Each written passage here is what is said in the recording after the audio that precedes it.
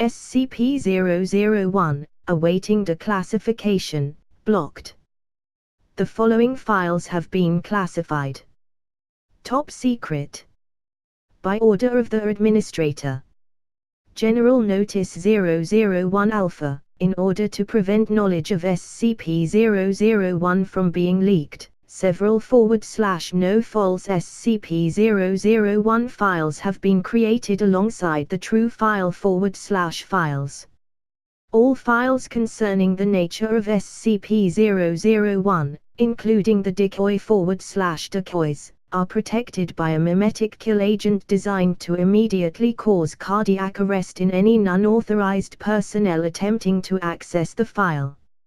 Revealing the true nature /natures of SCP-001 to the general public is cause for execution, except as required under redacted. Warning. Any non-authorized personnel accessing this file will be immediately terminated through Berryman Langford mimetic kill agent. Scrolling down without proper mimetic inoculation will result in immediate cardiac arrest followed by death. You have been warned. Mimetic kill agent activated. Continued life signs confirmed. Removing safety interlocks. Welcome, authorized personnel. Please select your desired file. Codename, Dr. Mann, The Spiral Path. SCP-001 Dr. Mann's Proposal. Item Number, SCP-001. Object Class, Embla.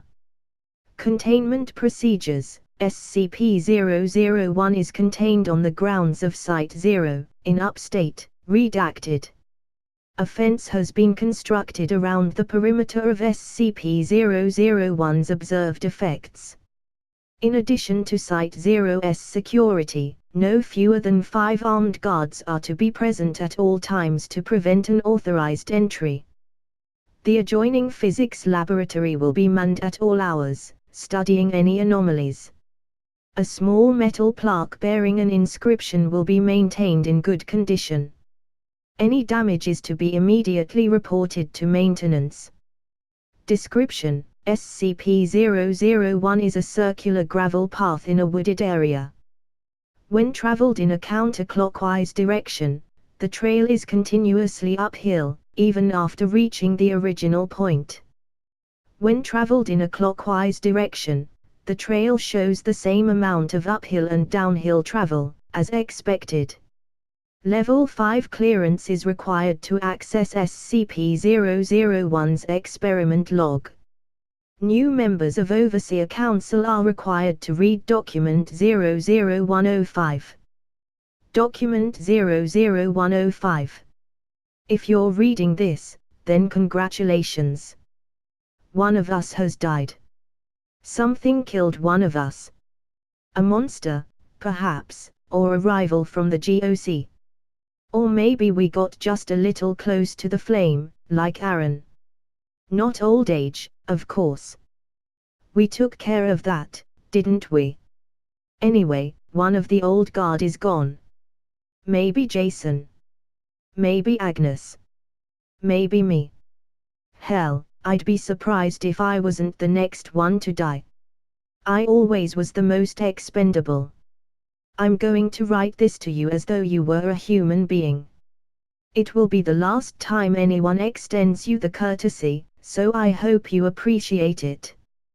Whoever you are, whatever you did before, you must have been high-ranking when you were pulled into this.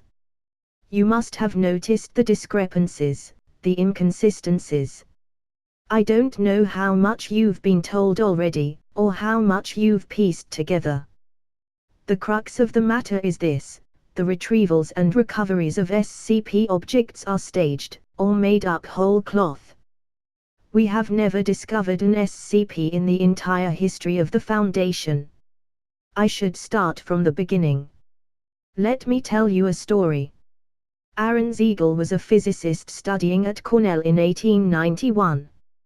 He was a truly gifted individual, and had his life taken a different path, I believe that his name would be there with Edison, Einstein, and Hawking. I knew him very well. He was, and may still be, my brother. He was also an avid amateur naturalist, and enjoyed hiking through the woods.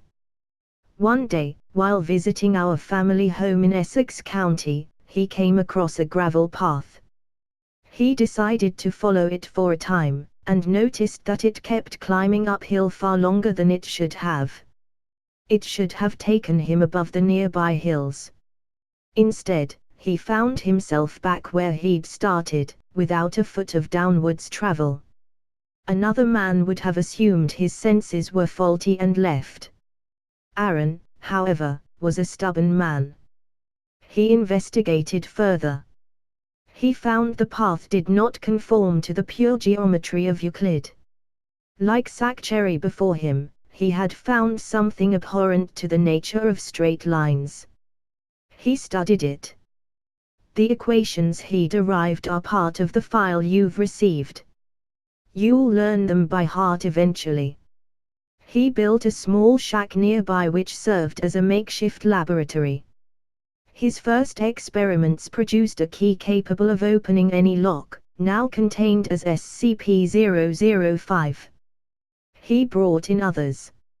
As his brother, I was one of the first he contacted. I was a medical student at Harvard at the time. I initially thought he was mad, but when he showed me the path, the key, I had to learn more. There were others with us, other friends and colleagues. Most of them are gone now, but we were the core. We created the foundation from around ourselves.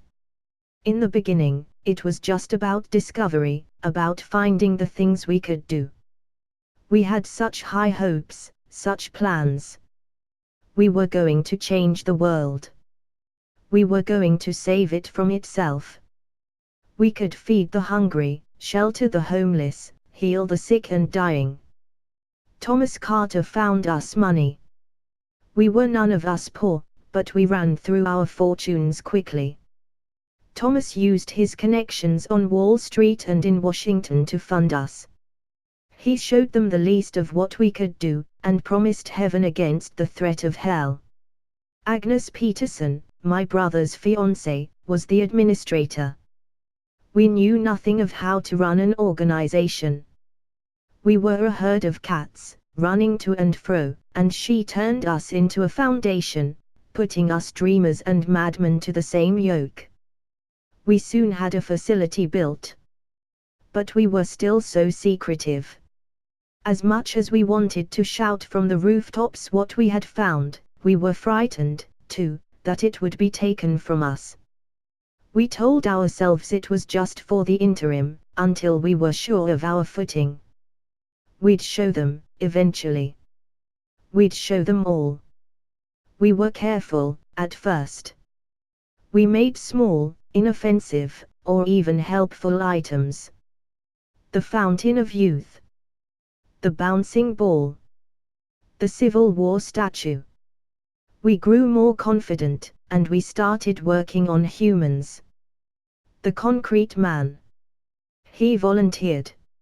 Or the man with the abdominal planet. Just a drifter, but we made him something special, didn't we? It was all so easy. Perhaps it seems absurd to get so many things from that one little break in reality, but it all flowed, one discovery to the next.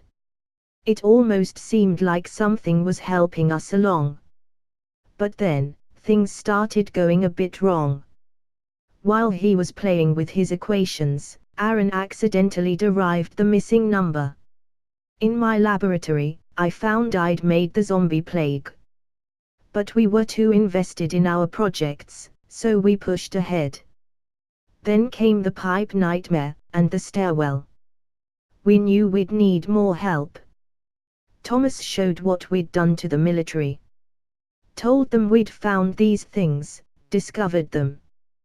We made up names like Prometheus Labs and the Chaos Insurgency. They gave us funding, personnel. We built up, and expanded outward. We repeated the cell in other countries. Some listened, some didn't. Enough did. We became an international organization. We brought in more researchers, though very few ever suspected we were the source of these items they studied. Sometimes we would arrange for an object to be found by a field team, sometimes we would simply write the reports. We generated the paperwork, and we were the oversight.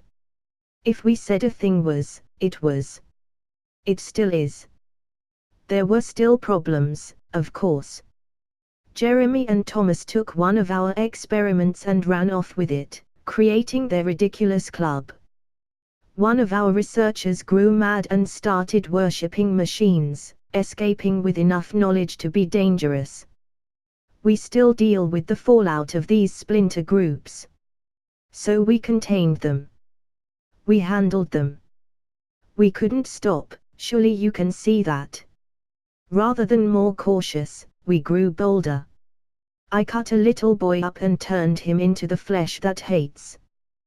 There were reasons. There were always reasons. 231. We created her, and her sisters. We took them from orphanages, and arranged for what followed. And it was no accident. We knew what we were doing. There was a reason for it once, but I'll be damned if I can remember it now. None of us do, except maybe my brother, wherever, whatever he is now. We keep moving forward. Even after Abel, after the blood pond, after that damnable reptile, we still move forward with our work. What else can we do? Our only hope to survive the events we've set in motion is to understand better, to learn more. We're on the back of a terrible beast, and if we try to jump off now, we'll be crushed beneath. But that's not what frightens me, and it isn't what should frighten you. We've maintained our foothold for over 100 years. The things I really worry about are the anomalies we didn't create. No, I was telling the truth the first time. We didn't discover any of them. But some of them, they aren't our work. They just were, one day. They were in containment, and they'd always been in containment. Don't you see? We're not in control anymore. We never were.